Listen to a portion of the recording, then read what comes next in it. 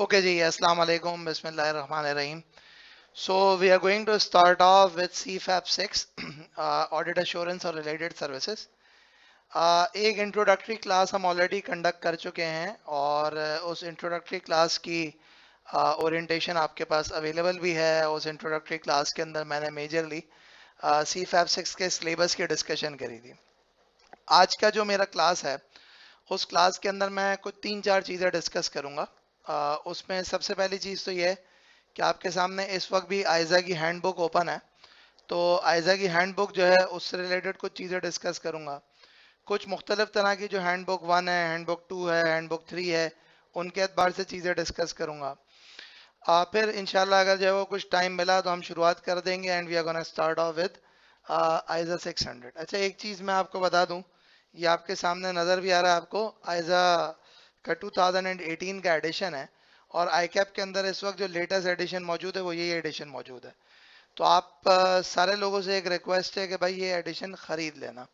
अच्छा, इसमें वक्तन फवक्तन जो ना हम जब चीज़ें जिस जिस तरह से पढ़ते जाएंगे उस तरह से जो है मैं कोशिश ये करूँगा कि I actually take you people through these important paragraphs of the ISA, ताकि आपको जो है वो सुकून से कवरेज हो जाए। सही है? अच्छा, क्या आइजा पढ़ना ज़रूरी है? मेरे हिसाब से ज़रूरी है। उसकी रीज़न ये है कि एग्जामिनर रिप्रोडक्शन नहीं मांगता। अब एग्जामिनर अब आपसे नहीं कहता कि यार तुम जो है वो आयजा के फला पैराग्राफ को रिप्रोड्यूस कर दो, तुम आयजा के फला जो है वो पैराग्राफ को जो है ना यहाँ पे लिख के दे दो। एग्जामिनर ये काम नहीं करता। लेकिन एग्जामिनर एक काम ज़रूर करता है, वो ये है कि सिनेरियोज को टेस्ट करता है और उन सिनेरियोज के अंदर अक्सर और बेशतर आपको आयजा की डिटेल नॉलेज रिक्वायर्ड होती है उस सिनेरियो को डील करने के लिए। सो इस आयजा को अच्छी तरीके से अगर पढ़ लोगे और फिर ऑब्वियसली आपको एग्जामिनेशन क्वेश्चन भी सॉल्व करने, लेकिन आयजा को पढ़ लोगे ना तो कम से कम एग्जाम में जाके सरप्राइजेस नहीं होंगे। एग्जाम में जाके तुम्हें आइडिया होगा कि यार किस किस तरह से क्या क्या चीज़ को लेके चलना है, किस किस तरह से क्या क्या चीज़ को लेके नहीं चलना। और एक बात मैं आपको बता दूं, ये बेशक CFAP 6 का पेपर ओपन बुक पेपर है। ये CFAP 6 का पेपर ओपन बुक पेपर है। हकीकत बात पूछो तो एग्जाम में जाके बुक खोलने की ज़रूरत नहीं पड़ती अगर आप प्रॉपरली प्रिपेयर्ड हो तो। लेकिन कभी कभार इतना टेक्निकल सवाल आ जाता है और कभी कभार ऐसे एरिया को पूछ लिया जाता है कि जहाँ पे आपको बुक खोलनी पड़ जाती है। तो अगर बुक खोलनी पड़ जाए और आपको पता ही नहीं कि बुक में कहाँ पे क्या चीज़ ढूंढी जाती है, किस तरह से क्या चीज़ लिखी होती है, तो फिर अनफॉर्चुनेटली बेकार हो जाएगा। मैं हमेशा एक चीज़ कहता हूँ, हथियार होना चाहिए, इस्तेमाल करो ना करो वो एक अलग बात है, हथियार ज़रूर होना चाहिए। तो हथियार होगा तो काम चलेगा, हथियार नहीं होगा तो काम नहीं चलेगा। तो हथियार होना भी चाहिए और हथियार चलाना भी आना चाहिए। तो इसी तरीके से बुक होनी चाहिए, आयजा आपके पास होना चाहिए और इस आयजा को इस्तेमाल करना भी आना चाहिए कि यार ये आयजा किस तरीके से इस्तेमाल होगा, किस किस तरीके से इसके अंदर जो है वो क्या क्या चीज़ें हैं, तो उन सब कुछ को जो है ना वो आपको आना चाहिए। अच्छा जी, बिफोर आई प्रोसीड, आपके सामने ये हैंडबुक है, IAASB ने इशू करी हुई है और ये हैंडबुक के अंदर हैंडबुक का वॉल्यूम 1 मेरे सामने इस वक्त है। टोटल 3 वॉल्यूम्स होते हैं, वॉल्यूम 2, वॉल्यूम 3। तो volume 2 is in front of me right now. तो मैं आपके साथ थोड़ी सी चीज़ें डिस्कस करूंगा कि ये मुख्तलिफ तरह के आइजाज और मुख्तलिफ तरह की प्रोनाउंसमेंट्स क्या क्या हैं। अगेन कैफ लेवल के ऊपर भी पढ़ के आते हो, but I think it's important कि CFAP लेवल के ऊपर इसका एक बार रिवीजन हो जाना ज़रूरी है। तो CFAP लेवल के ऊपर इसका रिवीजन हो जाना ज़रूरी है, एक बात। दूसरी बात यह है कि हम ये देखेंगे आज कि मुख्तलिफ तरह के जो आयजा है ना वो आयजा क्या क्या हैं और वो आयजा की रिक्वायरमेंट क्या क्या है।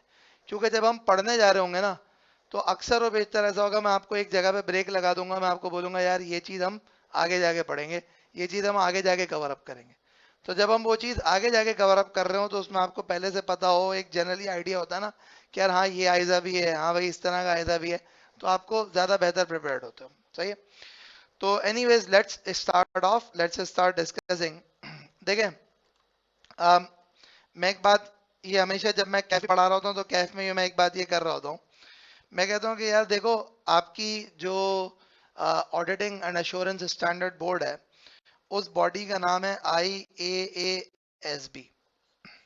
सो आईफेक के मुख्तलिफ तरह के जो बेसिकली बोर्ड्स आईफेक ने कॉन्स्टिट्यूट किए हैं, जो इंटरनेशनल फेडरेशन ऑफ अकाउंटेंट है, उसमें one of them is IAASB which is international auditing and assurance standards board. तो IAASB की मुख्तलिफ तरह की प्रोनाउंसमेंट्स हैं और वो मुख्तलिफ तरह की प्रोनाउंसमेंट्स उसकी क्या हैं, that includes ISA, that includes ISRE, that includes ISAE, that includes ISRS। फिर उसके साथ साथ जो है आपके पास ISQCs हैं, international standards on quality control, quality assurances वगैरह। ये कुछ मुख्तलिफ तरह की चीज़ें जो कि IAASB ने इशू कर रखी। वन बाय वन मैं इन सब कुछ को थोड़ा बहुत डिस्कस करूंगा कि आइजाज किन पे अप्लाई होते हैं, ISRE किन पे अप्लाई होते हैं, ISAE किस पे अप्लाई होता है, ISRS किस पे अप्लाई होता है। मैं तमाम की तमाम चीज़ों को रिकॉल करूंगा। अगेन आपने पढ़ा हुआ है, बट आई थिंक एक बार रिकॉल हो जाना जरूरी होता है। देखें, so ISA the international standards on auditing, तो एक बात तो आपकी हो गई। ISRE जो इंटरनेशनल स्टैंडर्ड्स हैं ऑन रिव्यू एंगेजमेंट, ISAE जो आपके इंटरनेशनल स्टैंडर्ड्स हैं ऑन अश्योरेंस एंगेजमेंट, ISRS जो आपके इंटरनेशनल स्टैंडर्ड्स हैं ऑन रिलेटेड सर्विसेज, और ये जो आपके पास है ये international standards on quality control है। तो ये मुख्तलिफ तरह के आपके पास जो है वो प्रोनाउंसमेंट्स हैं जो IAASB ने वक्तन फवक्तन इशू कर रखी है, और इन तमाम की तमाम प्रोनाउंसमेंट्स की हमारे कोर्स में एप्लीकेबिलिटी है। अब ना हम थोड़ी सी बात करते हैं। तो सबसे पहली चीज़ तो ये कि as an auditor, as an auditing firm, as a practising firm, जो आप मुख्तलिफ तरह की इंगेजमेंट्स में एंटर होते हो, उन मुख्तलिफ तरह की इंगेजमेंट्स को आप एक कैटेगराइजेशन तो कर सकते हैं अश्योरेंस, और एक आप कैटेगराइजेशन कर सकते हैं नॉन अश्योरेंस। सो आप as an accountancy firm, as an auditing firm, as a professional firm, आप जो मुख्तलिफ तरह की इंगेजमेंट्स के अंदर एंटर होते हो, वो इंगेजमेंट्स या तो कैटेगराइज होंगी एज अश्योरेंस इंगेजमेंट्स, या फिर वो इंगेजमेंट्स कैटेगराइज होंगी एज नॉन अश्योरेंस इंगेजमेंट्स। क्या होती हैं अश्योरेंस इंगेजमेंट्स, क्या होती हैं नॉन अश्योरेंस इंगेजमेंट्स, तो वन बाय वन थोड़ा सा डिस्कस करते हैं। तो अश्योरेंस इंगेजमेंट्स जैसे कि आपको पता है कि एक ऐसी इंगेजमेंट जहाँ पे ऑडिटर अश्योरेंस देता है, श्योरिटी देता है, एनहांसमेंट करता है ऑफ द कॉन्फिडेंस, यानी एक सॉर्ट ऑफ एक ऐसी इंगेजमेंट जहाँ पे ऑडिटर अपना एक ओपिनियन एक्सप्रेस कर रहा होता है, they are considered to be assurance engagement. So मैं रिपीट करता हूँ, ऐसी इंगेजमेंट जहाँ पे एक ऑडिटर श्योरिटी दे रहा होता है, ओपिनियन दे रहा होता है, that is considered to be assurance engagement. अब अगर हम बात करें यहाँ पे अबाउट दिस अश्योरेंस एंगेजमेंट, तो इसको जरा थोड़ा सा समझना। अश्योरेंस एंगेजमेंट में भी आपके पास दो तरह की अश्योरेंस एंगेजमेंट होती है। एक वो अश्योरेंस एंगेजमेंट होती है जो कि आपकी हिस्टोरिकल फाइनेंशियल स्टेटमेंट्स के ऊपर होती है, और एक वो अश्योरेंस एंगेजमेंट होती हैं जो कि आपकी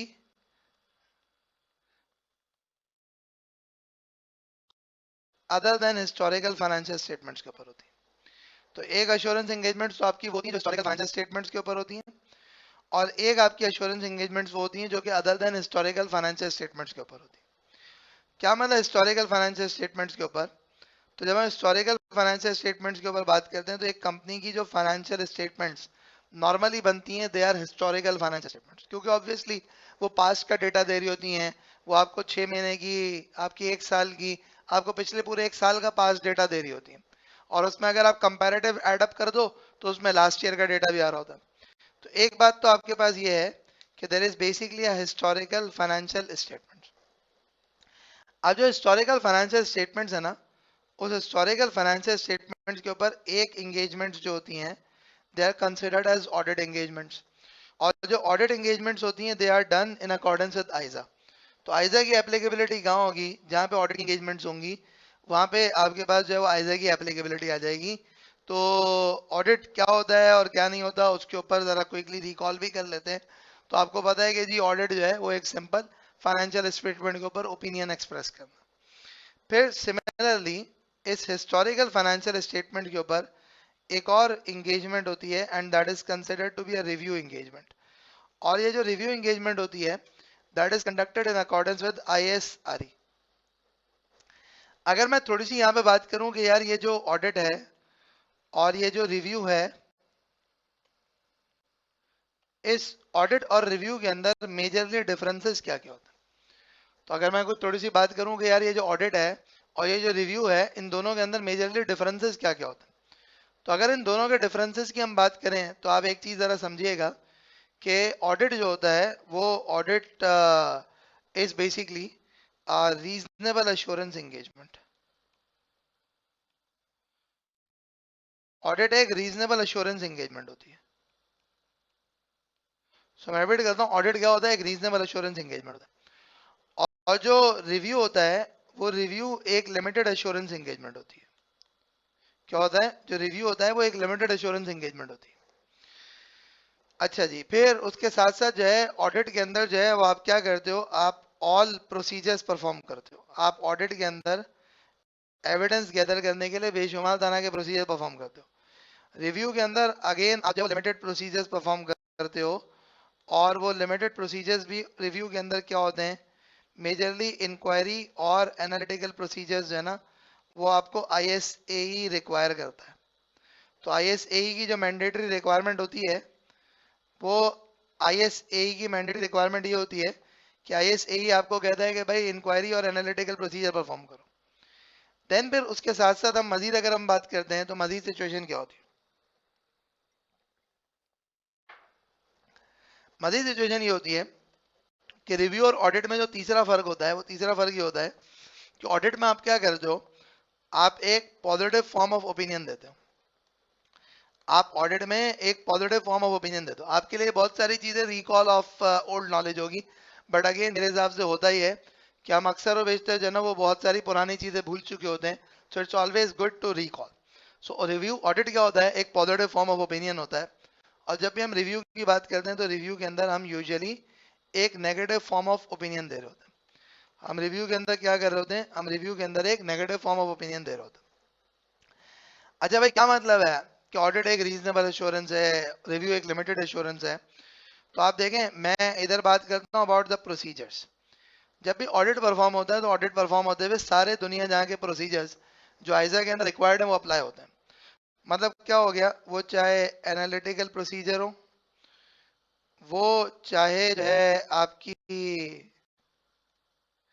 इंक्वायरी हो, वो आपकी चाहे इंस्पेक्शन हो। तो एनालिटिकल प्रोसीजर हो, इंक्वायरी हो, इंस्पेक्शन हो, ऑब्जर्वेशन हो, रिकैलकुलेशन हो, रीपरफॉर्मेंस हो, सारे के सारे प्रोसीजर ऑडिट परफॉर्म करते हुए हम परफॉर्म करते हैं। यानी कि जब भी हम ऑडिट करते हैं so we make sure that we perform all these procedures. क्या, एनालिटिकल हो गया, इंक्वायरी हो गया, इंस्पेक्शन हो गया, ऑब्जर्वेशन हो गया, रिकैलकुलेशन हो गया, हम तमाम के तमाम प्रोसीजर्स परफॉर्म करते हैं। लेकिन जब हम रिव्यू की बात करते हैं तो रिव्यू में सिर्फ दो प्रोसीजर मैंडेटरी हैं। वो क्या दो प्रोसीजर मैंडेटरी हैं, एक इंक्वायरी का प्रोसीजर, एक एनालिटिकल प्रोसीजर का। आई रिपीट, एक इंक्वायरी का प्रोसीजर और एक एनालिटिकल का प्रोसीजर, ये दो प्रोसीजर मैंडेटरी हैं। बाकी रिव्यू के अंदर कोई प्रोसीजर मैंडेटरी नहीं है। आप कर लो, आपकी चॉइस है, ऑब्जर्वेशन करो, इंस्पेक्शन करो, रिकैलकुलेशंस करो, आपकी चॉइस है, but they are not mandatory procedures. Whereas जब हम ये सारे के सारे प्रोसीजर परफॉर्म करेंगे तो रिजल्टिंगली होगा क्या, रिजल्टिंगली हमारा जो अश्योरेंस लेवल होगा, हमारा जो कॉन्फिडेंस लेवल होगा वो हाई हो जाएगा। तो इसीलिए ऑडिट में आप क्या करते हैं, आप रीजनेबल अश्योरेंस देते हैं।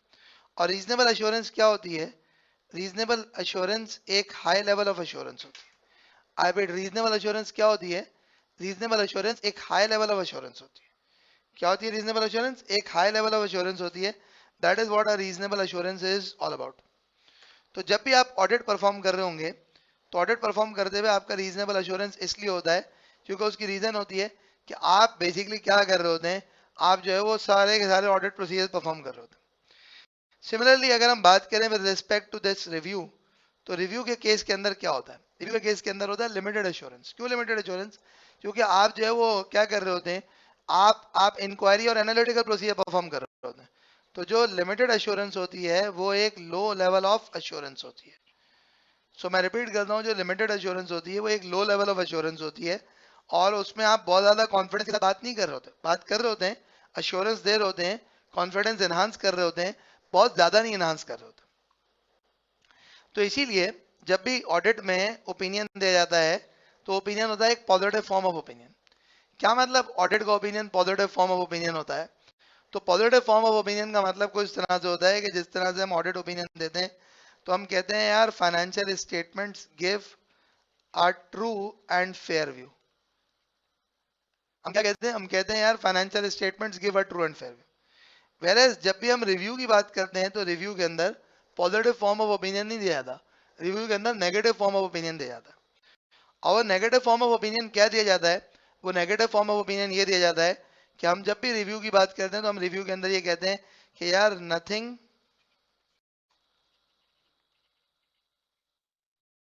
Has come to our attention that causes us to believe that financial statements do not give a true and fair view. So आप देखें, आप बात करने का जो कॉन्फिडेंस है ना उसका डिफरेंस देखें। एक तरफ आप बात कर रहे हैं तो आप क्या कर रहे हैं? एक तरफ बात करते हुए आप ये कह रहे हैं कि भाई देखो बात सारी है कि financial statement give a true and fair view. आपने ऑल टुगेदर स्ट्रेट फॉरवर्ड बात कर दी। दूसरी तरफ जब आप बात कर रहे हैं तो आप ये नहीं कह रहे कि financial statement give a true and fair view. आप कह रहे हैं nothing has come to our knowledge, हमारी नॉलेज में ऐसा कुछ नहीं आया जिसकी बुनियाद के ऊपर हम ये बात कर सकें कि financial statement true and fair view नहीं देती। यानी कि कुछ ऐसा हो सकता है जो हमारी नॉलेज में नहीं आया, कुछ ऐसा जितना, यानी basically nothing has come to our knowledge that causes us to believe. हमारी नॉलेज में ऐसा कुछ नहीं आया, लेकिन बहुत सारी चीजें जो हमारी नॉलेज में नहीं आई हो, तो यानी कि आपका जो लेवल ऑफ कॉन्फिडेंस है वो रिड्यूस हो जाता है जब आप रिव्यू की बात कर रहे होते हैं। वेरएज ऑडिट में ऑब्वियसली आपका कॉन्फिडेंस लेवल हाई हो जाता है। अच्छा, अब बात करते हैं थोड़ी सी और डिस्कशन करते हैं। तो ये तो मैंने बात कर दी ऑडिट और रिव्यू की। अच्छा, आपको एक बात पता है कि जो ऑडिट है वो मेजॉरिटी केसेस के अंदर क्या होता है? ऑडिट मेजॉरिटी केसेस में स्टैट्यूटरी रिक्वायरमेंट होती है कि भाई लॉ रिक्वायर करता है कि कंपनी को ऑडिट करे। जैसे हमारे इधर पाकिस्तान के अंदर अगर एक कंपनी जो है वो प्राइवेट कंपनी है और उसका 1 मिलियन से ज्यादा का पेड अप कैपिटल है तो उस केस में उसके ऊपर ऑडिट मैंडेटरी हो जाता है। अब प्राइवेट कंपनी है और उसका 3 मिलियन से ज्यादा पेड अप कैपिटल है तो उस केस में उसको अपना ऑडिट एक चार्टर्ड अकाउंटेंट से करवाना मैंडेटरी हो जाता है। इसी तरीके से अगर ऑडिट की बात करें तो कभी कभार ऐसा होता है, कि 1 मिलियन से कम वाली कंपनी भी ऑडिट करवा रही होती है।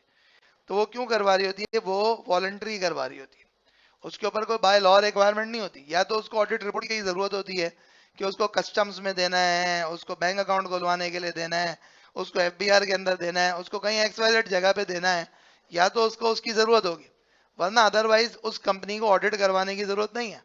वो कंपनी अगर अपना ऑडिट करवाएगी तो वो वॉलंटरी रिक्वायरमेंट के तहत ऑडिट करवाएगी, उसको कोई ऑडिट करवाना मैंडेटरी थोड़ी है।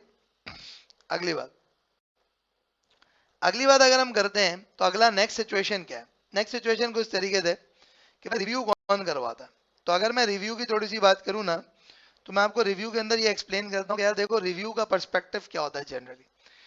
तो रिव्यू जो है ना उसमें हम आईएसआरई भी आगे पढ़ेंगे, तो आईएसआरई के अंदर भी एक बात लिखी हुई है कि review is less than an audit. Review is less than an audit. तो रिव्यू के अंदर सिंपल सी एक बात आप ये समझ लीजिएगा कि review is less than an audit. Review is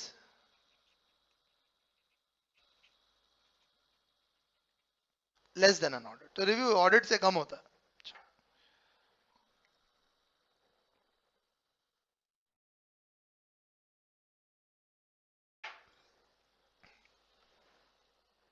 क्या मतलब हो गया? क्या review is less than an audit? देखें ऑब्वियसली प्रोसीजर्स कम करते हो तो ऑडिट जितनी एश्योरेंस थोड़ी हो सकती है। और रिव्यू जनरली कहाँ पे आता है? तो रिव्यू जनरली वहां पे आता है जहाँ पे बेसिकली अगर एक लेट्स से पार्टनरशिप बिजनेस है या इवन कंपनी भी है और उसके ऊपर स्टैट्यूटरी रिक्वायरमेंट नहीं है, it is not required by law.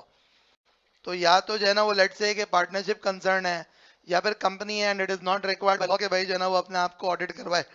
तो उस केस में ये होता है कंपनी के जो ओनर्स होते हैं वो अक्सर वो बेहतर चाहते हैं कि यार हमें कुछ ना कुछ तो कोई इंडिपेंडेंट बंदा आके बताए, हमें कोई एक इंडिपेंडेंट बंदा आए, वो इंडिपेंडेंट बंदा आए और हमें आके बताए कि भाई तुम्हारी कंपनी के साथ ये और तुम्हारी कंपनी के साथ ये नहीं।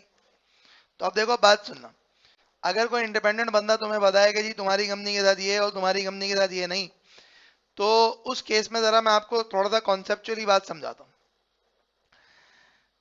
बहुत सारे लोग बोलते हैं जी पैसे क्यों खर्चे करें, क्यों मैं 5 लाख रुपए किसी ऑडिट फर्म को ऑडिट बोल के उसके रेट बढ़ाऊं। मैं उसको बोलूं भाई ऑडिट नहीं करना, रिव्यू कर ले, यानी देख ले, बहुत ज्यादा तफसील में नहीं घुसना, थोड़ा थोड़ा देख ले, तो ऑटोमेटिकली रेट कम हो जाएंगे ना। रेट तो डिस्काउंट कर दिया आपने, क्योंकि आपने बोल क्या दिया, आपने कहा मुझे लिमिटेड एश्योरेंस चाहिए, मुझे हाई लेवल ऑफ एश्योरेंस ही नहीं चाहिए। तो भाई अगर लिमिटेड एश्योरेंस चाहिए, हाई लेवल ऑफ एश्योरेंस ही नहीं चाहिए, तो खुद ब खुद आपने रेट डाउन कर दिए ना। तो कंपनीज अक्सर और बेशतर अपना रिव्यू करवाती हैं, और वो रिव्यू इसलिए करवाती हैं क्योंकि उसकी रीजन है उनको एक इंडिपेंडेंट बंदे से कुछ ना कुछ चाहिए होता है कि यार इंडिपेंडेंट बंदा कंफर्म करे, और एट द सेम टाइम वो पैसे भी नहीं का ज्यादा खर्चा करना चाह रही होती हैं, तो वो रिव्यू करवाती है। और कभी कभार ऐसा होता है, कभी कभार ऐसा होता है कि बहुत सारे केसेस में मर्जर्स एंड एक्विजिशंस की जो डील्स होती है ना, मर्जर एंड एक्विजिशन की डील होती है, उस मर्जर्स एंड एक्विजिशन की डील्स के अंदर भी रिव्यू होता है। आई रिपीट, कभी कभार ऐसा होता है कि जो मर्जर एक्विजिशन की डील्स होती हैं, उन डील्स के अंदर भी रिव्यू होता है। क्या मतलब उन डील्स के अंदर रिव्यू होता है कि भाई आप एक कंपनी को खरीदने के लिए जा रहे हो। अब खरीदने के लिए जा रहे हो तो यार मैं उस कंपनी ने क्या करा, कंपनी ने उठा के अपनी फाइनेंशियल स्टेटमेंट आपके हवाले कर दी। अब एक कंपनी की फाइनेंशियल स्टेटमेंट जब आपके हवाले हो गई ना, तो क्या आप आंख बंद करके उसके ऊपर यकीन कर लोगे? The answer is no. आप कहोगे भाई मैं अपने हिस्से का काम करवाऊंगा, मैं चेक करवाऊंगा, क्या पता ये ऑडिटरी जना इंडिपेंडेंट ना हो, क्या पता ये ऑडिटरी बायस्ड हो। तो अल्टीमेटली मैं जो इसका ऑडिट रिपोर्ट के ऊपर रिलाय कर रहा हूँ, वो ऑडिट रिपोर्ट में मेरी रिलायंस तो सही नहीं होगी। तो अक्सर और बेशतर क्या होता है, मर्जर एंड एक्विजिशन की डील के वक्त भी हम क्या करते हैं, हम रिव्यू करवा लेते हैं। हम कहते हैं यार एक और थर्ड पार्टी से, एक और इंडिपेंडेंट फर्म को एंगेज करो और रिव्यू करवा लो, क्योंकि वो भी हिस्टोरिकल फाइनेंशियल पे हो रहा होता है। तो ultimately that is considered to be a review. Historical financial statement पर एश्योरेंस होती है ना, so that is considered to be a review.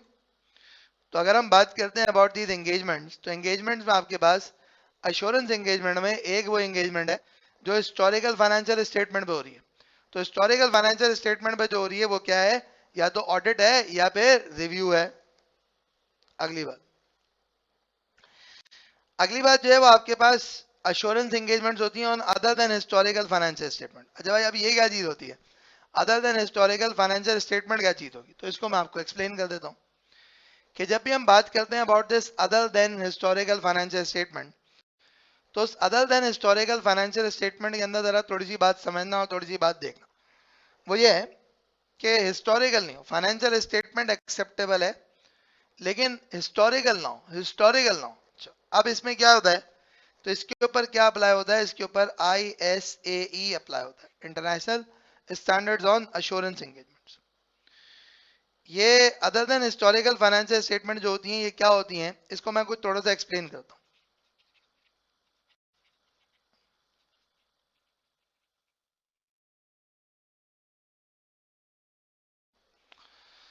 अगर मैं थोड़ी सी बात करूं ना about this other than historical financial statement, let's have a bit of a discussion on that. देखो other than historical financial statement का मतलब ये हुआ कि मुख्तलिफ तरह के ISAE हैं जो आपके कोर्स में हैं। अभी मैं उस पर नहीं आ रहा कौन कौन सा ISAE है, but I can just give you a bit of an idea. देखो एक चीज जो होती है वो फोरकास्ट फाइनेंशियल स्टेटमेंट एक चीज होती है। What is this forecast financial statement, इसकी मैं कुछ थोड़ी सी बात करता हूँ कि फोरकास्ट फाइनेंशियल स्टेटमेंट क्या होती है और क्या नहीं होती। तो जब भी मैं फोरकास्ट फाइनेंशियल स्टेटमेंट की बात करूंगा ना, तो फोरकास्ट फाइनेंशियल स्टेटमेंट के अंदर मैं एक छोटा सा कॉन्सेप्ट आपको एक्सप्लेन कर देता हूँ। फोरकास्ट फाइनेंशियल स्टेटमेंट के अंदर सिंपली है ये कि आप एक बैंक के पास चले गए, आपने बैंक से लोन लेना है, सही है। बैंक कहेगा भाईजान लोन लेना है ना, एक काम करो, एक काम करो, मुझे जो है वो आप अपनी प्रोजेक्टेड फाइनेंशियल स्टेटमेंट दो। आपको लोन लेना है ना, आप अपनी प्रोजेक्टेड फाइनेंशियल स्टेटमेंट दो, आप अपना कैश फ्लो फोरकास्ट दो मुझे, आपने प्रोजेक्टेड फाइनेंशियल स्टेटमेंट दो, आप कैश फ्लो फोरकास्ट दो मुझे।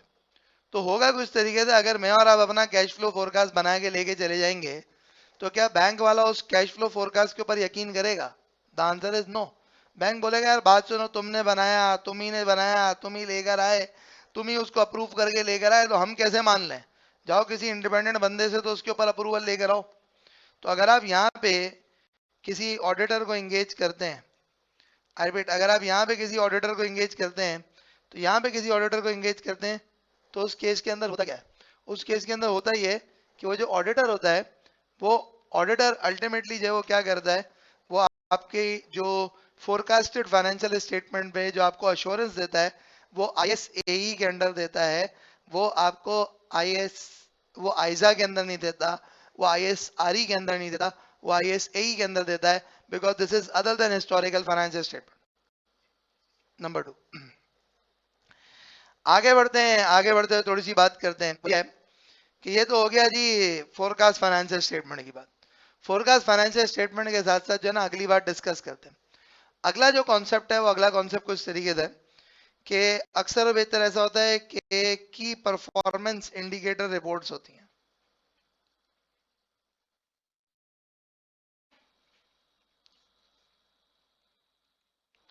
यानी केपीआई रिपोर्ट्स होती हैं। What exactly are these KPI reports?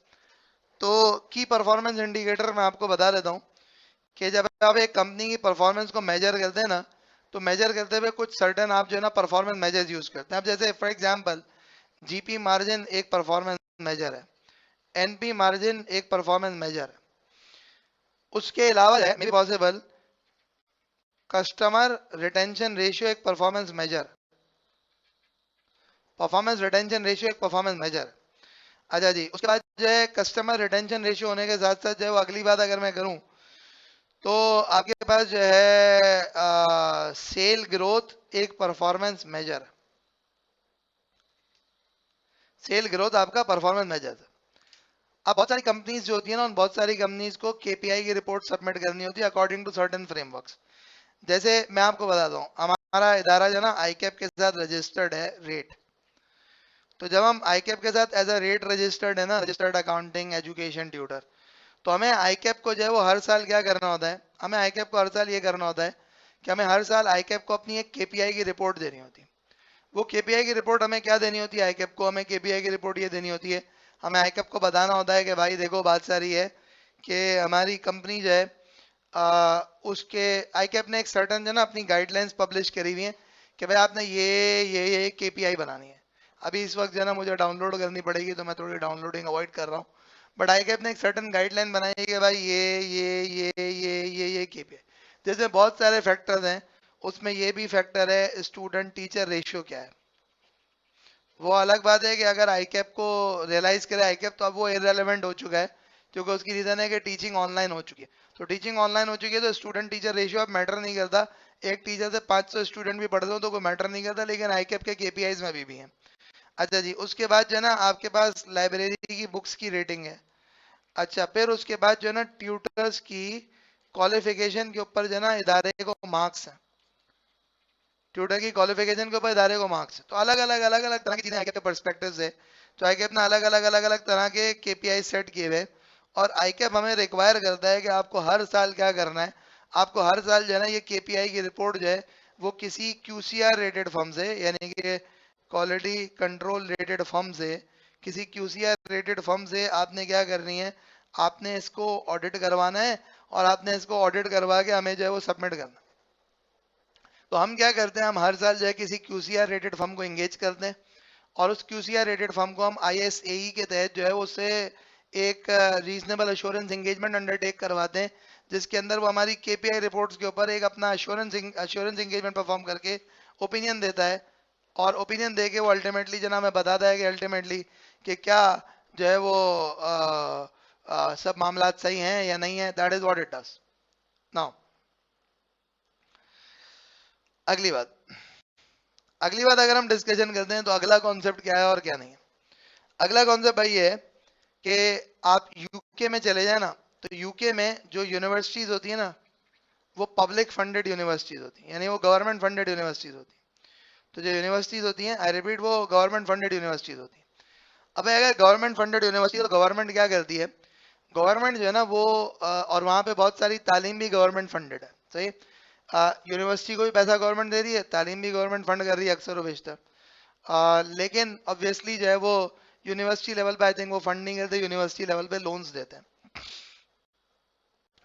तो गवर्नमेंट क्या करती है वहां पे, गवर्नमेंट जो है ना हर यूनिवर्सिटी को कहती है आपने एक केपीआई रिपोर्ट पब्लिश करनी है। आपने क्या करना है भाई साहब, आपने केपीआई रिपोर्ट पब्लिश करनी है, और उस केपीआई रिपोर्ट को अगेन वो किसी बड़ी फर्म से अश्योरेंस एंगेजमेंट उस पर लेते हैं और फिर वो पब्लिश करते हैं।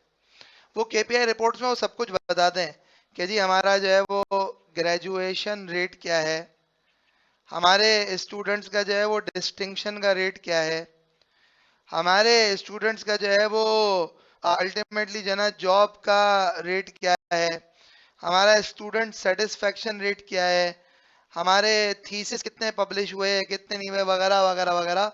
एक बाकायदा तौर पे केपीआई रिपोर्ट्स होती हैं। फिर गवर्नमेंट क्या करती है, गवर्नमेंट जब उन केपीआई से मुतमईन हो जाती है तो गवर्नमेंट उन केपीआई की बेसिस पे उन यूनिवर्सिटीज की रैंकिंग करती है, first rank, second rank, third rank, fourth rank. आप अगर यहाँ पे भी देखें तो एचईसी की रैंकिंग पे, हायर एजुकेशन कमीशन की रैंकिंग पे पाकिस्तान में I think Iqra stays at number 1 नाम। अगर आप इंफ्रास्ट्रक्चरल वाइज देखें तो इकरा का कोई इंफ्रास्ट्रक्चर थोड़ी है। अब आप कहेंगे जी इतनी बड़ी बिल्डिंग है, अबे भाई इतनी बड़ी बिल्डिंग का क्या करना है।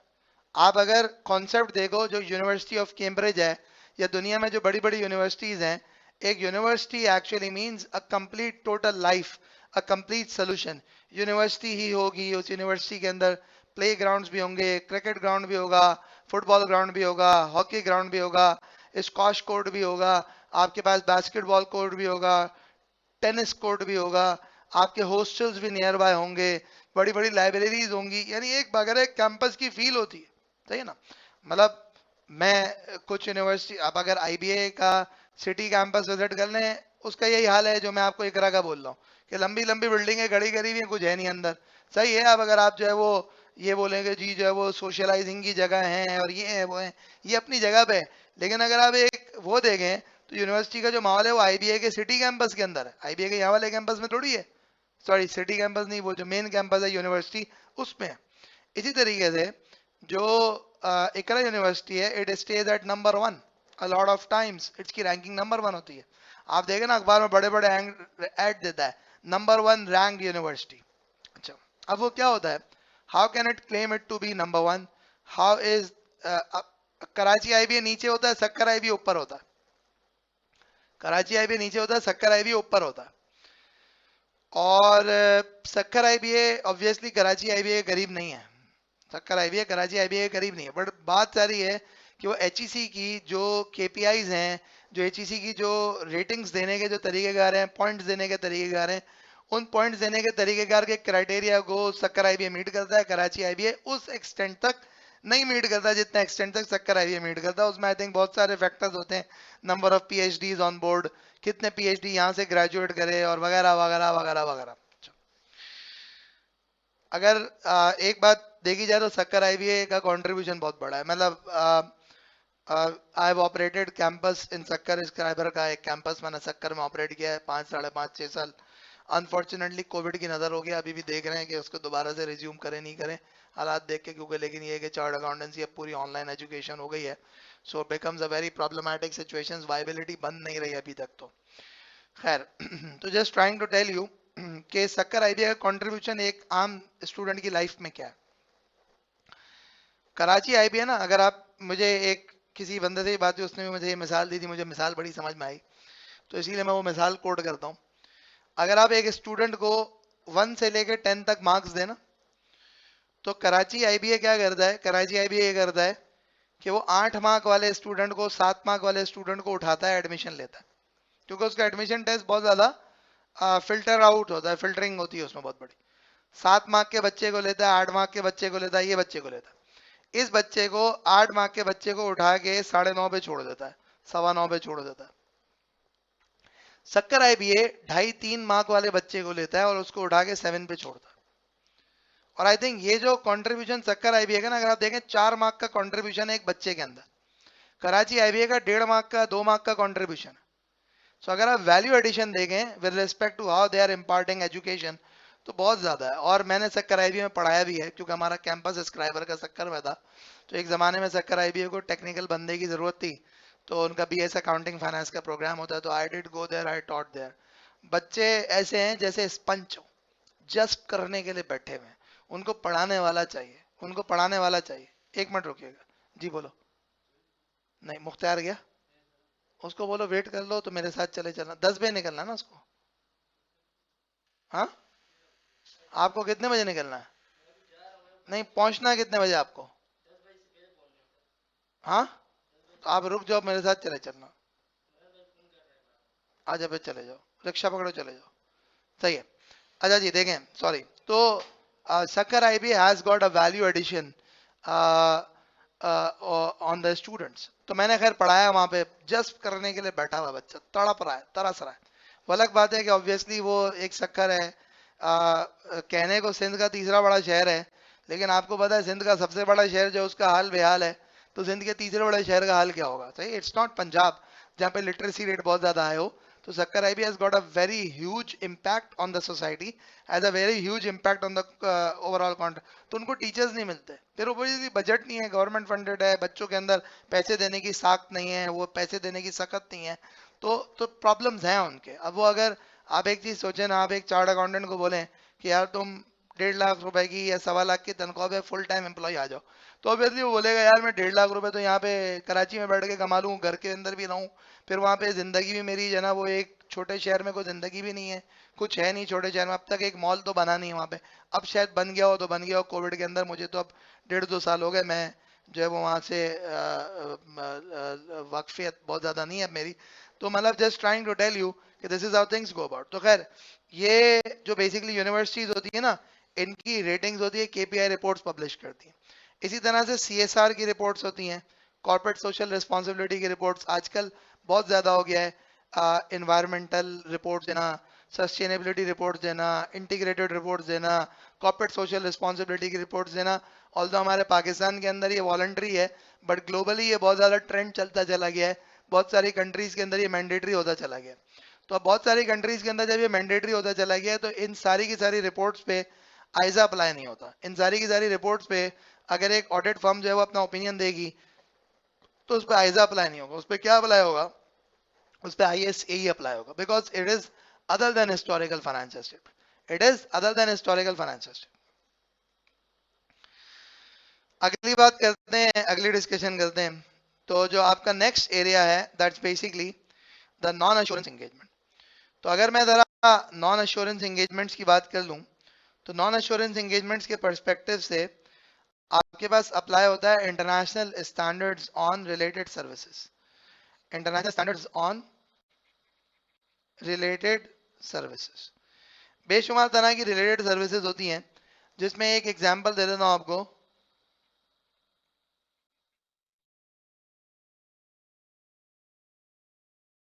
Which is called compilation engagement. बहुत सारी कंपनीज होती हैं, उनके पास प्रॉपर क्वालिफाइड चार्ट अकाउंटेंट्स नहीं होते। वो क्या करते हैं, वो कहते हैं यार किसी ऑडिट फर्म को एंगेज करते हैं, उसको कहते हैं यार एक बात सुनो, चार्ट अकाउंटेंट दे दो, जो आए हमारी कंपनी का ऑडिट करके चला जाए, हमारी कंपनी की अकाउंटिंग हुई भी है, IFRS कॉम्प्लाइंट फाइनेंशियल बना के दे दे, हमारी कंपनी की अकाउंटिंग हुई भी है, IFRS कॉम्प्लाइंट फाइनेंशियल बना के दे दे यार, कोई चार्ट अकाउंटेंट भेज दो, कोई बंदा भेज दो। अब जो फर्म्स इस तरह की एंगेजमेंट करती है ना, वो इस तरह की एंगेजमेंट जो है ना, that is actually considered to be what, that is considered to be a compilation engagement. I repeat, वो क्या कहलाती है? वो कंपाइलेशन एंगेजमेंट कहलाती है। कि आपने कंपाइल करनी है ना, आपने कहा तो कुछ नहीं करना, आपने फाइनेंशियल स्टेटमेंट को कंपाइल करके देना है, दैट्स कॉल्ड कंपाइलेशन एंगेजमेंट। तो बहुत सारी जो है ना वो फर्म्स को ये कंपाइलेशन एंगेजमेंट्स मिलती हैं, और भी एग्रीड अपॉन प्रोसीजर्स हैं, और भी बेशुमार तरह की चीजें हैं, समरी फाइनेंशियल बनाने का टास्क मिल जाता है। तो ये तमाम की तमाम चीजें क्या होती हैं? ये तमाम की तमाम चीजें, इनके ऊपर ISRS अप्लाई होता है। अच्छा जी, तो अगर आप यहाँ पे देखेंगे ना, so basically what happens is कि आपके पास जो वॉल्यूम 1 है, वो वॉल्यूम 1 के अंदर ये आइजा है, वॉल्यूम 2 के अंदर ये तमाम की तमाम चीजें हैं, और ISQC भी वॉल्यूम 1 के अंदर ही प्रॉब्लम मौजूद है आपके पास। So when you would look at these different volumes, so you've got ISA, ISRE, ISAE, etc., etc. ये मुख्तलिफ वॉल्यूम्स में जिस तरह से डिस्ट्रीब्यूटेड है, उसका मैंने आपको आइडिया दे दिया है।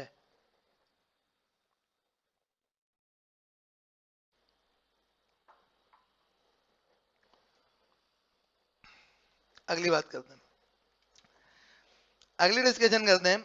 अगला कॉन्सेप्ट क्या है और क्या नहीं है, वो ये है भाई कि ये तो मैंने आपको आयदा 200 की बात ये आयदा की बात बता दी ना। So again I am just gonna open up this handbook on quality control. तो मैंने इस वक्त वॉल्यूम 1 को ओपन किया है, और वॉल्यूम 1 में अगर आप देख लें तो ISQC 1 मौजूद है। आपको स्क्रीन नजर आ रही है?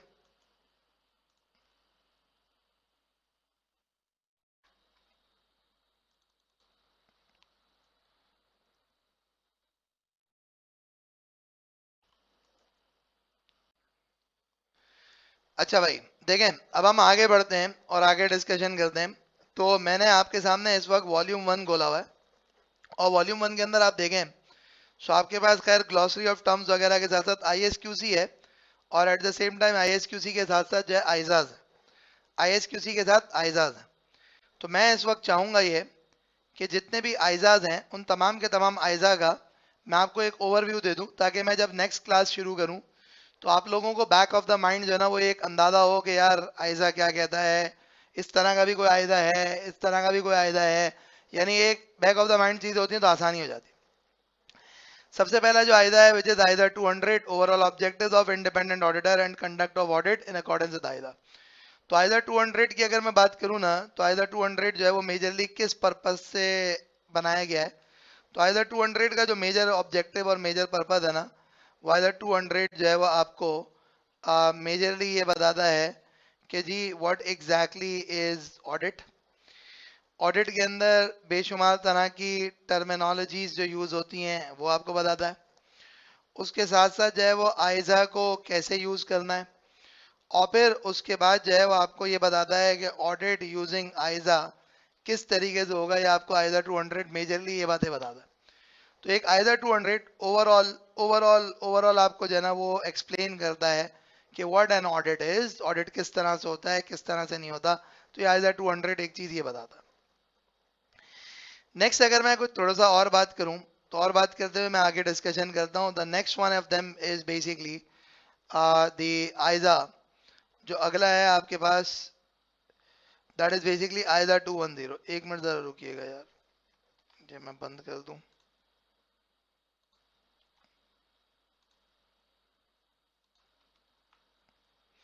ओके, जो नेक्स्ट वन है आपके पास, that's actually ISA 210 which is agreeing the terms of audit engagement. तो जो आइजा 210 है वो आइजा 210 किस पर्पस के लिए बनाया गया है। तो आइजा 210 इस पर्पस के लिए बनाया गया है कि जी जो है जो एक ऑडिट क्लाइंट है और at the same time auditor है, इनके दरमियान जो एग्रीमेंट है वो एग्रीमेंट किस तरह से होगा, उस एग्रीमेंट में क्या कुछ होगा, वो आपको आइजा 210 गाइड करता है। तो बेसिकली आइजा 210 एक सब कुछ आपको बताता है इन जनरल कि जी जो है वो जब आप एक एग्रीमेंट में अंदर एंटर हो तो आपकी टर्म्स एंड कंडीशन क्या क्या होनी चाहिए, किस किस तरह की होनी चाहिए। At the same time audit करने के लिए क्या चीज़ें प्री रेक्विजिट्स हैं, और मजीद जो है क्या बोलते हैं कि आपको एक सैंपल इंगेजमेंट लेटर भी देता है जो कि आइजा 210 देता है। आपको एक सैंपल एंगेजमेंट लेटर भी देता है जो कि आइजा 210 देता है। So that is what the major purpose of ISA 210 is. तो आइजा 210 क्या करता है, एक जनरली गाइड करता है कि भाई अगर तुम ऑडिट में एंटर हो रहे हो, ऑडिटर से अगर तुम कॉन्ट्रैक्ट कर रहे हो क्लाइंट से ऑडिट का, कोई एंगेजमेंट एक्सेप्ट कर रहे हो, तो उस एंगेजमेंट को एक्सेप्ट करते हुए किन चीज़ों को मद्देनजर रखता है, किस तरह से एंगेजमेंट लेटर साइन करना है, क्या करना है क्या नहीं करना, वो आपको आइजा 210 बताता है। If I move forward, next is either 220 जो कि quality control for an audit of financial statement. नाम पढ़ के आपको समझ में आ जाएगा कि एक ऑडिट परफॉर्म करते हुए क्वालिटी को किस तरह से एनहांस किया जाता है। तो either 220 जो कि quality control in the audit of financial statement. तो एक ऑडिटर जब भी ऑडिट परफॉर्म करेगा, how would he make sure कि ऑडिट क्वालिटी कॉम्प्रोमाइज ना हो। How would he make sure कि ऑडिटर जो है वो अप्रोप्रिएट क्वालिटी के साथ ऑडिट परफॉर्म कर रहा हो। That's what ISA 210 is going to tell you. Then ISA 230 जो कि आपका ऑडिट डॉक्यूमेंटेशन का है। तो आइजा 230 जो कि ऑडिट डॉक्यूमेंटेशन का है, वो आपको मेजरली क्या बता रहा होता है, वो आपको ऑडिट डॉक्यूमेंटेशन के एतबार से बता रहा होता है कि वर्किंग पेपर्स क्या होंगे, एट द सेम टाइम जो ऑडिट एविडेंस होगा उसको किस तरह से आप रेफरेंसिंग करोगे, वर्किंग पेपर की किस तरह से रेफरेंसिंग करोगे। ये तमाम की तमाम चीजें आपको कौन बता रहा होता है, आइजा 230 बता रहा होता है। आगे बात करते हैं ISA 240 auditors responsibility relating to fraud in an audit of financial statement. आपको शायद अपनी पुरानी यादों से याद आ रहा हो कि जो आपने पहले ऑडिट पढ़ा है उसमें आपको एक चीज़ याद आ रही हो कि यार ऑडिटर का काम फ्रॉड डिटेक्ट करना नहीं है, ऑडिटर को पुलिस वाला नहीं है। ऑडिटर कोई इन्वेस्टिगेट तफ्तीशी अफसरान नहीं है। ऑडिटर आईएसआई का बंदा नहीं है, एफबीआई का बंदा नहीं है, आईबी का बंदा नहीं है। ऑडिटर एक ऑडिटर है जो कि कंपनी का ऑडिट करने के लिए आया है, कंपनी की फाइनेंशियल स्टेटमेंट पे ओपिनियन एक्सप्रेस करने के लिए आया है, और उसका काम कोई फ्रॉड डिटेक्ट करना नहीं है। हाँ, during the course of audit वो अपने जो नॉर्मल प्रोसीजर परफॉर्म करता है, उन प्रोसीजर्स के अंदर अगर उसको कोई फ्रॉडुलेंट अकाउंटिंग मिल जाए, अगर उसको जो है वो कोई फ्रॉड्स डिटेक्ट हो जाए, फ्रॉड्स आइडेंटिफाई हो जाए, तो उस ऑडिटर को इनको रिपोर्ट करना है, रिस्पॉन्ड करना है। That's what the auditor has to do. अगली बात, consideration of laws and regulations in an audit of financial statement. अब देखें, मेरी बात सुने। हर कंपनी के ऊपर लॉज एंड रेगुलेशंस एप्लीकेबल होते हैं, और वो लॉज एंड रेगुलेशंस की कॉम्प्लायंस जरूरी होती है। नॉन कॉम्प्लायंस की ऐसे बहुत सारे इम्प्लीकेशंस हो सकती हैं, पेनल्टीज लग सकती हैं, लाइसेंसेस की कैंसलेशन हो सकती है, बहुत सारी चीजें हो सकती हैं। तो अब अगर फॉर एग्जांपल एक ऑडिटर जब ऑडिट करने के लिए जा रहा है, तो उसको ये भी पता होना चाहिए कि एक कंपनी के ऊपर कौन कौन से लॉज एंड रेगुलेशन अप्लाई होते हैं।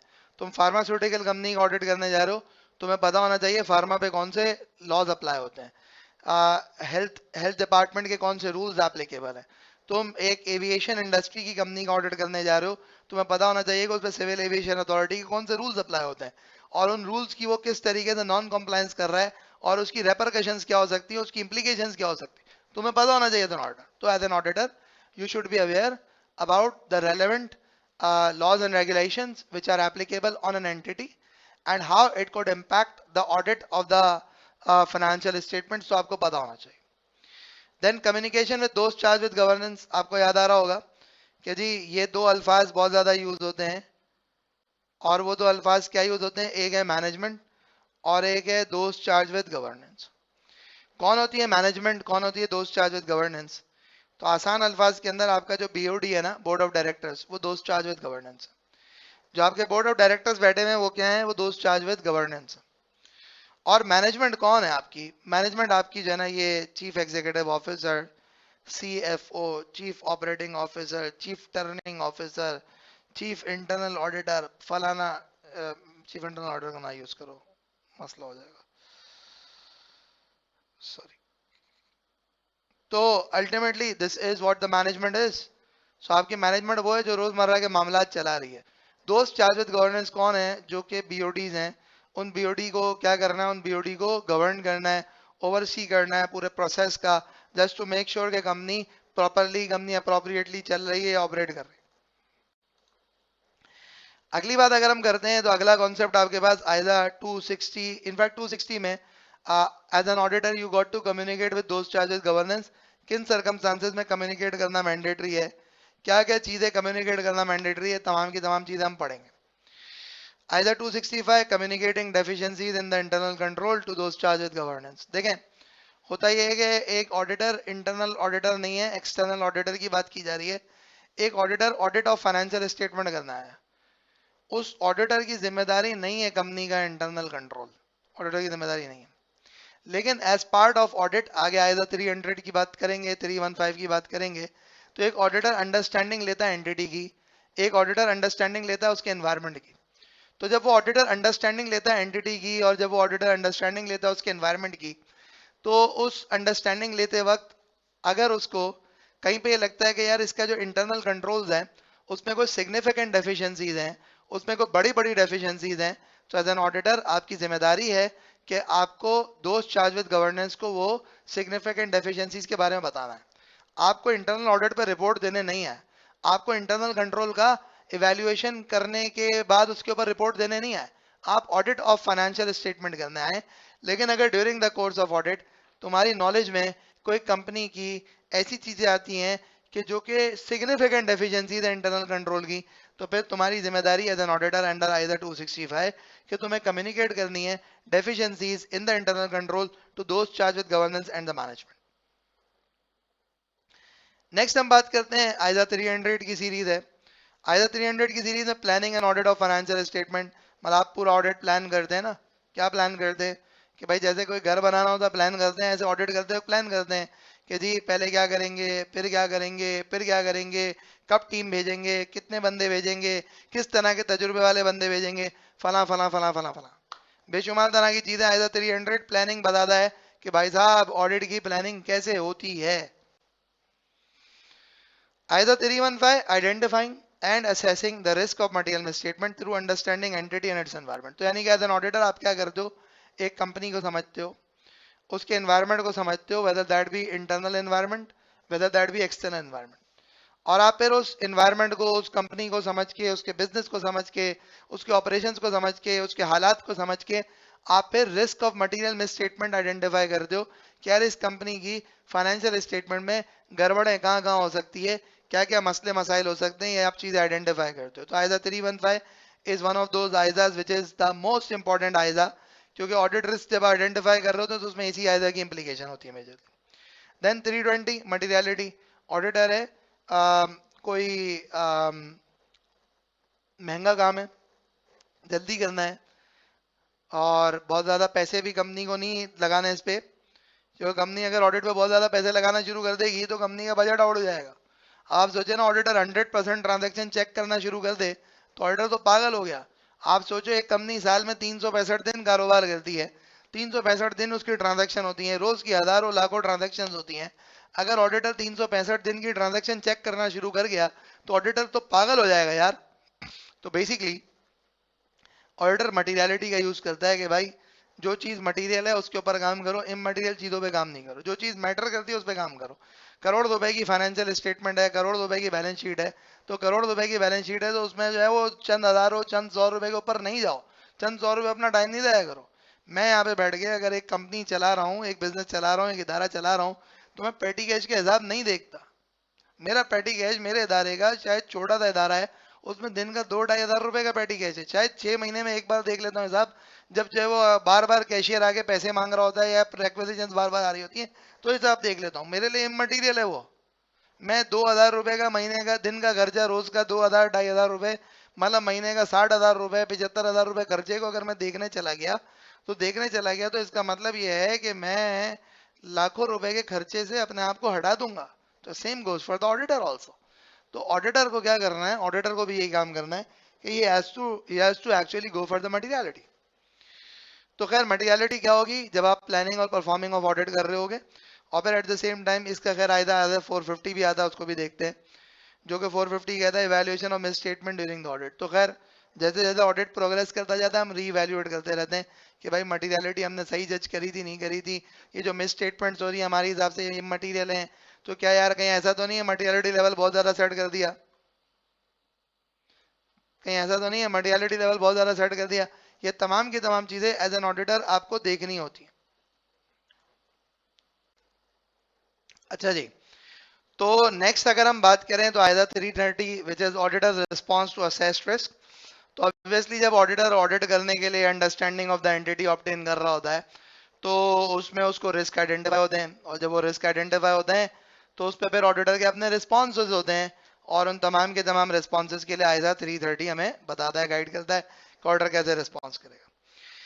देन फिर आयदा 500 की सीरीज है जो कि पूरा ऑडिट एविडेंस से रिलेटेड है। उसमें क्या कुछ है, पहला ऑडिट एविडेंस क्या होता है, किस तरह से गैदर किया जाता है, किस तरह का होना चाहिए, सारी क्वालिटीज आपको आयदा 500 बताता है।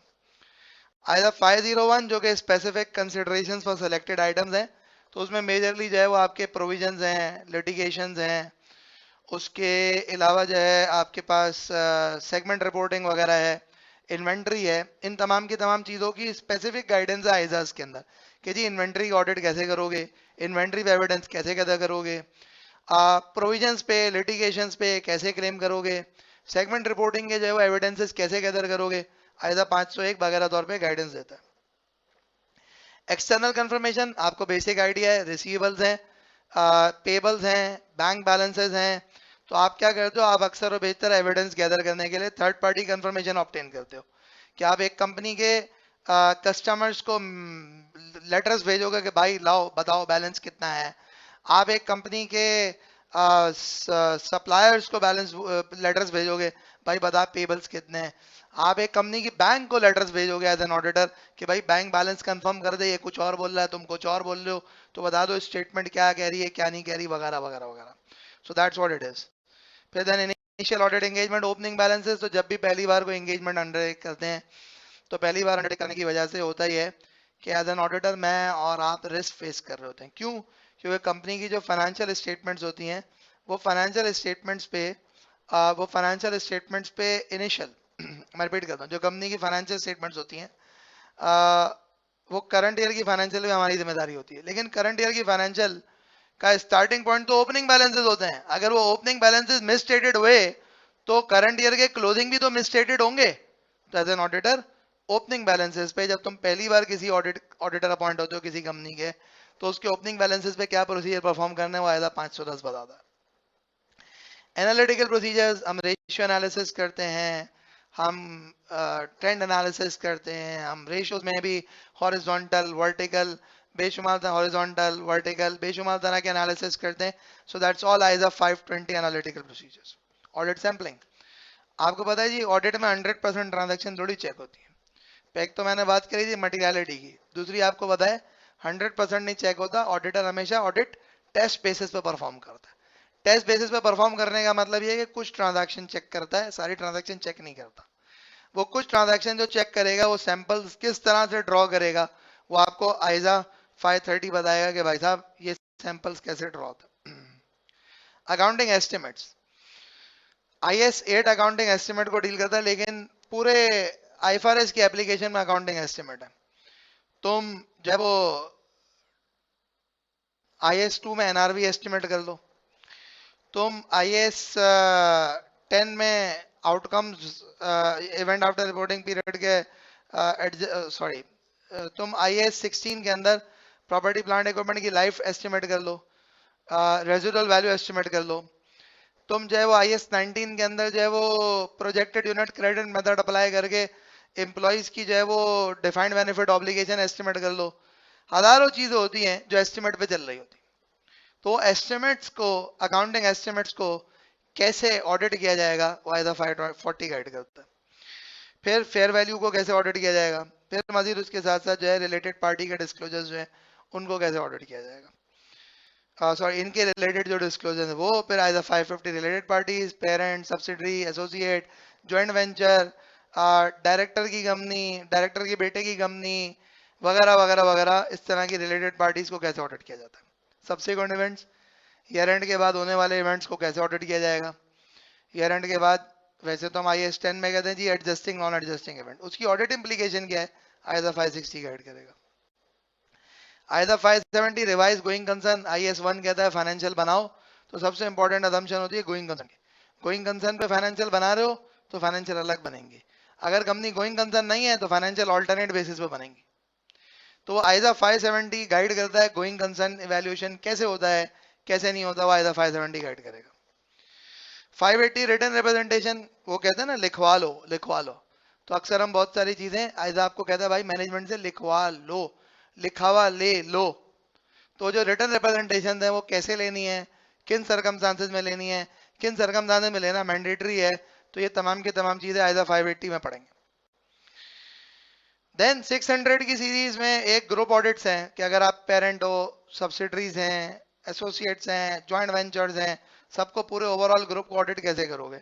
अगर पेरेंट का ऑडिटर कोई और है, सब्सिडरी का ऑडिटर कोई और है, एसोसिएट का ऑडिटर कोई और है, जॉइंट वेंचर का ऑडिटर कोई और है, तो ये मुख्तलिफ तरह के ऑडिटर से कैसे कॉरेस्पॉन्ड करना है, कैसे इनसे इन्फॉर्मेशन लेनी है, कैसे उस इन्फॉर्मेशन को कंपाइल करके तुम्हें अपना ऑडिट ओपिनियन देना है, ये तमाम चीजें पढ़ेंगे।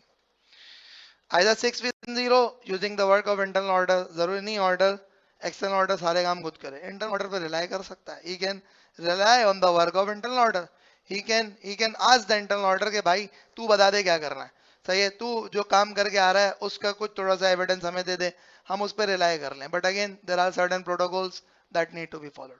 620 एक्सपर्ट चाहिए होता है जी, ऑयल एंड गैस कंपनी का आप ऑडिट कर रहे हो, एक्सप्लोरेशन कंपनी का आप ऑडिट कर रहे हो, आप किसी और टेक्निकल कंपनी का ऑडिट कर रहे हो, कंस्ट्रक्शन कंपनी का ऑडिट कर रहे हो, एक्सपर्ट चाहिए, एक्सपर्ट चाहिए आपको।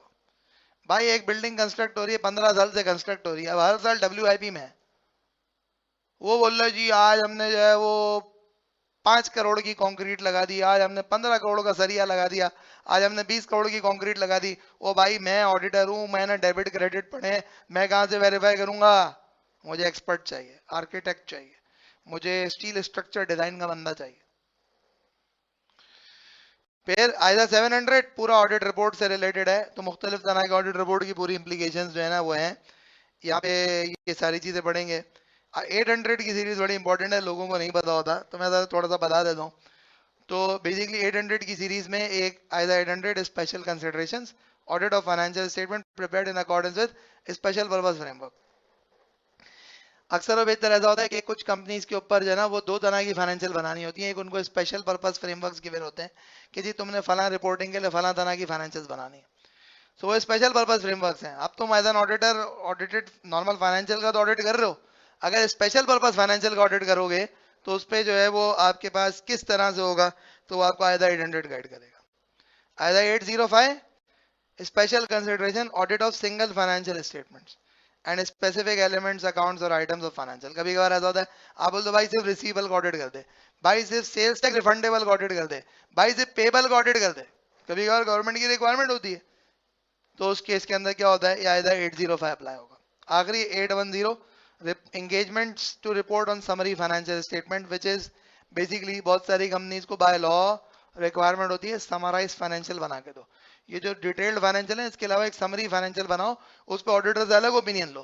तो उसमें फिर हम देखेंगे किस तरह से हम आइजा 700 की रिपोर्ट में उसको मैटर में अदर मैटर में रेफर भी करते हैं कि यार हमने समरी फाइनेंशियल स्टेटमेंट पे भी ओपिनियन दिया है, उसको और इसको मिक्स नहीं कर देना, वो अलग है ये अलग है, वगैरह वगैरह वगैरह। तो ये तमाम की तमाम चीजें पूरे आइजा में है। आइजा 200 से शुरू होके आइजा 810 पे एंड होता है, और वो उसमें मुख्तलिफ तरह के आइजा क्या क्या क्या क्या क्या क्या रिक्वायर करते हैं, ये मैंने आपको इन जनरल बता दिया। तो भाई ये हो गया एक आइजा का ओवरव्यू। तो अब हम करेंगे कुछ तरह से कि आज की क्लास जो है ना वो हम यहीं पे रखेंगे। इंशाल्लाह नेक्स्ट क्लास जो कि प्रॉब्ली कल है उसको कंटिन्यू करेंगे और उसमें जो है ना सिलसिला आगे बढ़ाएंगे। अब आप लोगों के कोई भी सवाल हो, कोई भी इश्यूज हो, कोई भी मसाइल हो, so you are most welcome to ask.